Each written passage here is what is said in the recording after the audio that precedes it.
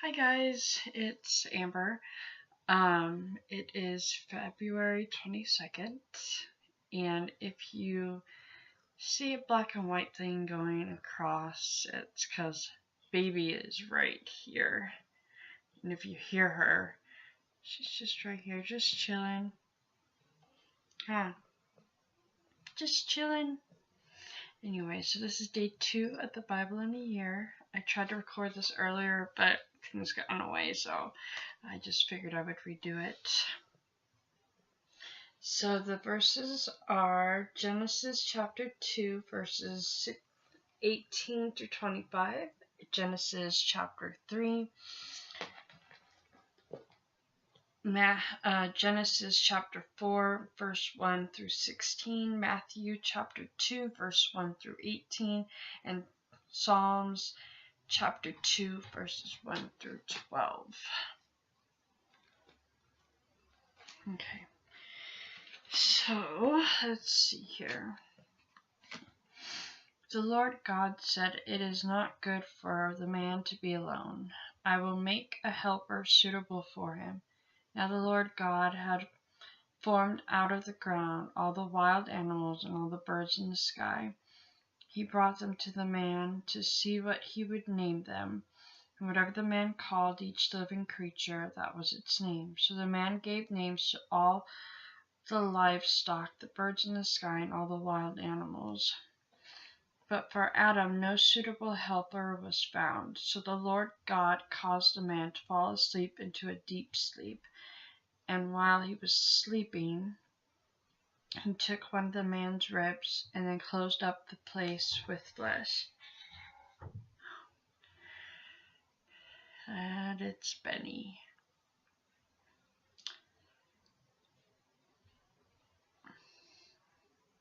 Hold on. Benny?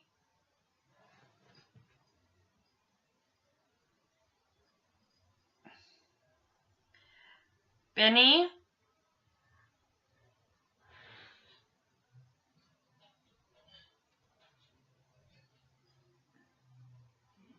Benny?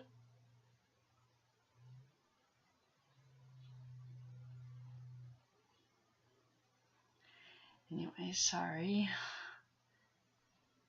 Not sure if it's Benny or not. Should see. I don't know. Is it Benny? I think it's Benny. Oh boy. Come on, baby. Baby. Baby.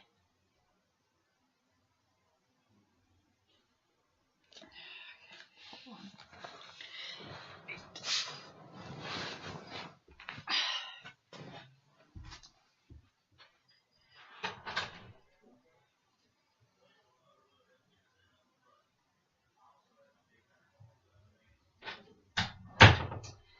Okay, let's do this again.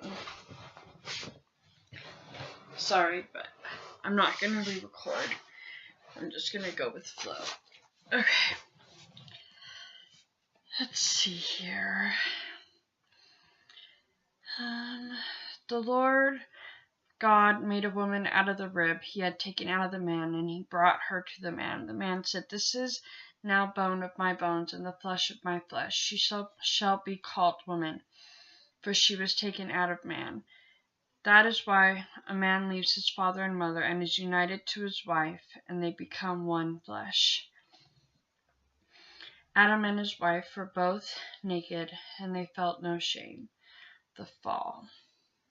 Okay.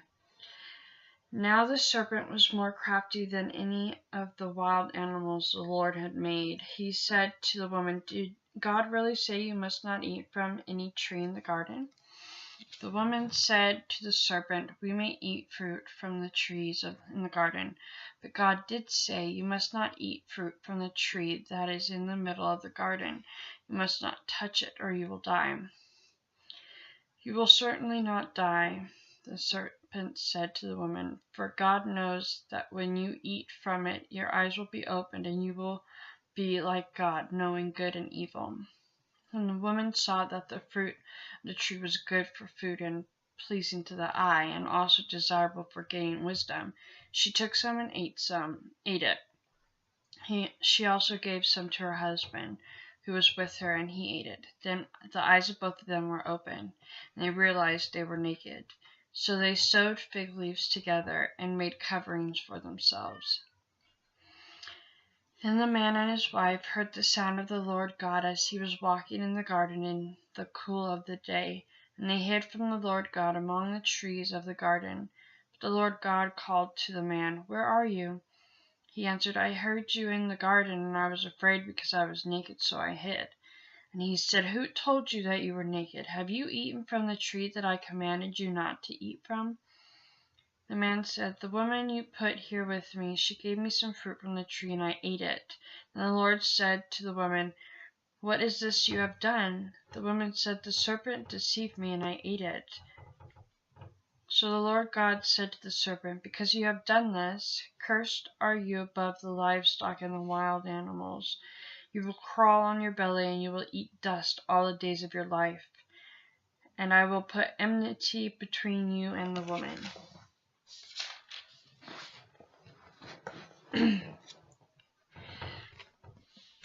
and between your offspring and hers. He will crush your head, and you will strike his heel." To the woman he said, "I will make your pains in childbearing very severe. With painful labor you will give birth to children. Your desire will be for your husband, and he will rule over you." To Adam he said, "Because you listened to your wife and ate fruit from the tree which I commanded you, you must not eat from it. Cursed is the ground because of you. Through painful toil you will eat food from it all the days of your life. It will produce thorns and thistles for you, and you will eat the plants of the field. By the sweat of your brow you will eat your food until you return to the ground. Since from it you were taken, the dust you are, and to dust you will return." Adam named his wife Eve because she would become the mother of all the living. The Lord God made garments of skin for Adam and his wife and clothed them. And the Lord God said, "The man has now become like one of us, knowing good and evil. He must not be allowed to reach out his hand and take also from the tree of life and eat and live forever." So the Lord banished him from the Garden of Eden to work the ground from which he had been taken. After he drove the man out, he placed on the east side of the Garden of Eden cherubim and a flaming sword, flashing back and forth to guard the way of the tree of life. Chapter 4. Cain and Abel. Adam made love to his wife Eve, and she became pregnant and gave birth to Cain. She said, "With the help of the Lord, I have brought forth a man." Later she gave birth to his brother Abel. Now Abel kept flocks, and Cain worked the soil. In the course of time, Cain brought some of the fruits of the soil as an offering to the Lord. And Abel also brought an offering, fat portions from some of the firstborn of his flock.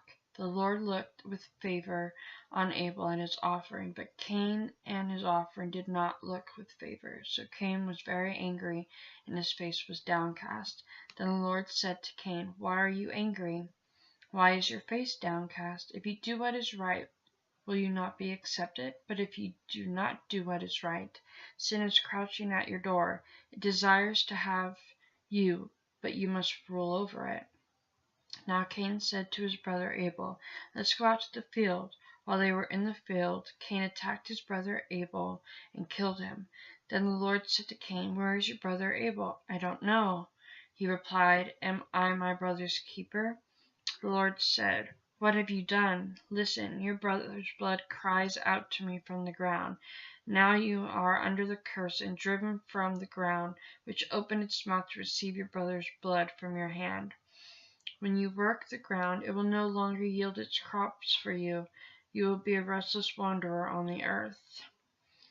Cain said to the Lord, "My punishment is more than I can bear. Today you are driving me from the land, and I will be hidden from your presence. I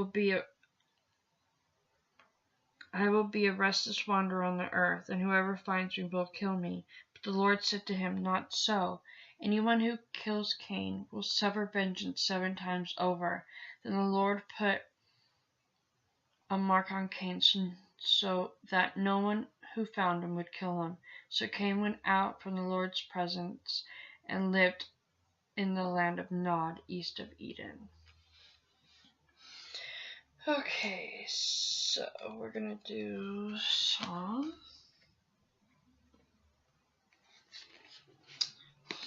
2, verses 1 through 12. Why do the nations conspire and the peoples plot in vain?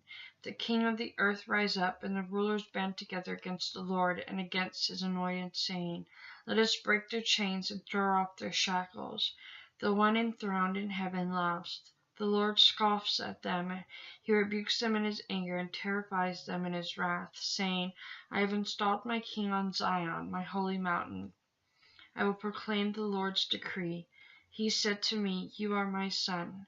Today I have become your father. Ask me, and I will make the nations your inheritance, the ends of the earth your possession. You will break them with a rod of iron. You will dash them to pieces like pottery.' Therefore, you kings, be wise. Be warned, you rulers of the earth. Serve the Lord with fear and celebrate his rule with trembling. Kiss his son, or he will be angry, and your way will lead to your destruction. For his wrath can flare up in a moment. Blessed are those who take refuge on him." And then we have Matthew.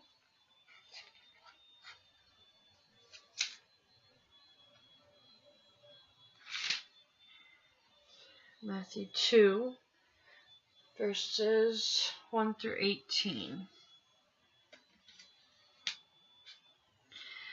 The Magi visit the Messiah. After Jesus was born in Bethlehem in Judea, during the time of the king Herod, Magi from the east came to Jerusalem and asked, "Where is the one who has been born King of the Jews?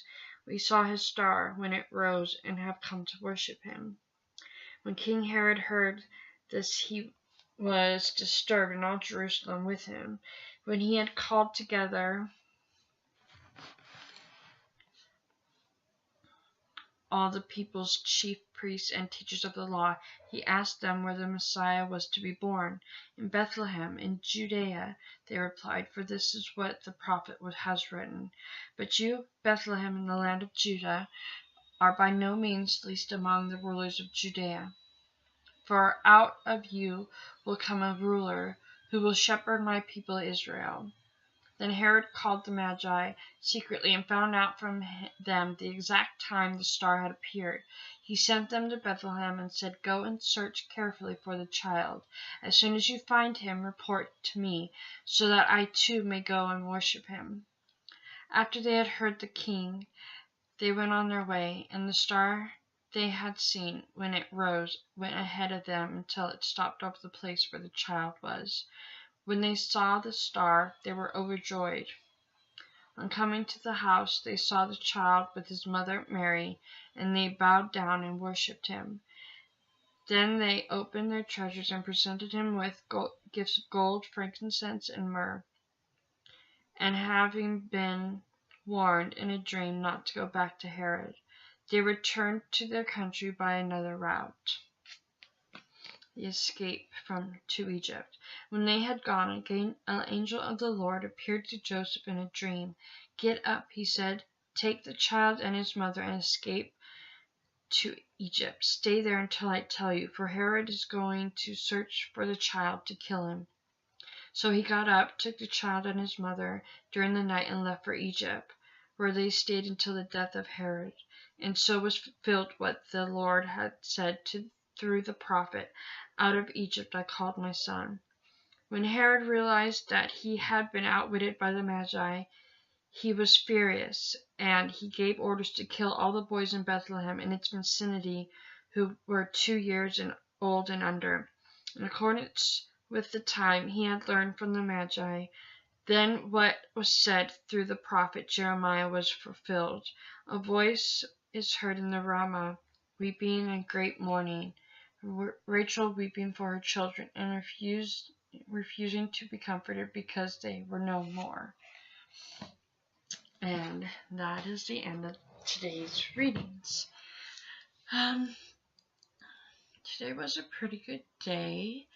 Not much happened.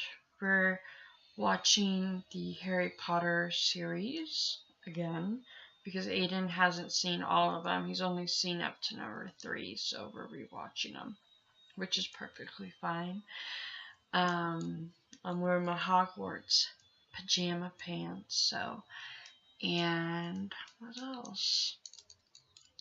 I think that is it. I wanted to say thank you for those who have liked my videos so far. I really do appreciate it. And I will be doing more in the near future, in the next few days. So, been getting a lot of reviews in. I just have to do the videos about them. So, I'll probably be doing that in the next day or so. And yeah, I will see you later. Bye. Have a good night.